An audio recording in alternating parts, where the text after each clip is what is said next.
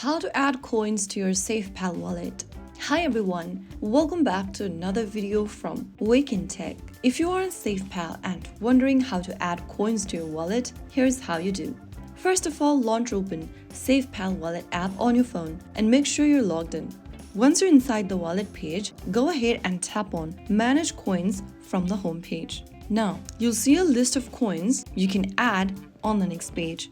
You can enter the name of the token or the contract address of the token in the search bar at the top to search for a specific coin you want to add. You can also scroll through the list and find the coin you want in your wallet page and toggle on the button right next to it.